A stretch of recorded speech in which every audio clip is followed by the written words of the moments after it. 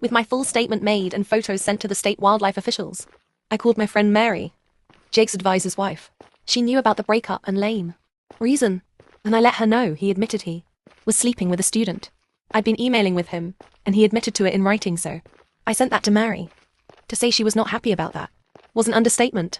She said she made sure it would be investigated, and told her husband, Jake's direct advisor, while I was on the phone with her. Speaking of investigations, a few weeks later, George called me, giddy, to say state fish and wildlife officials were there, confiscating animals. He told them he would be happy to tell them whatever they needed to know.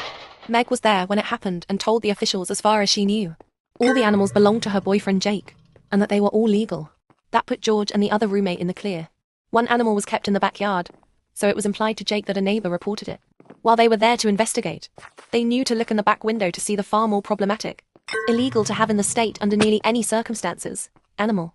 Since George was on the lease, he was able to let them in to investigate in the house.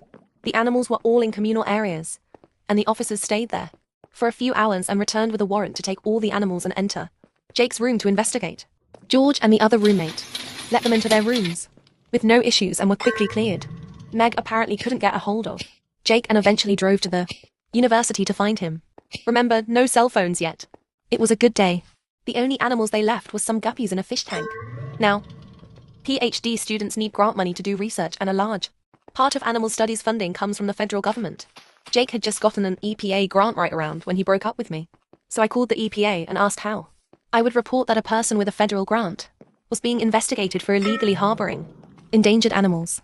Long story short, he lost his EPA grant and had to make restitution on what had already been used, close to $30,000.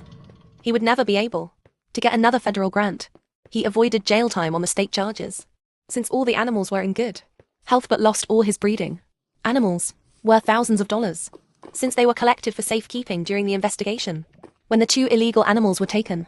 In the end, he owed a $15,000 fine, and the two animals went to a nearby nature center. For years, I would stop by if I was in the area to visit them.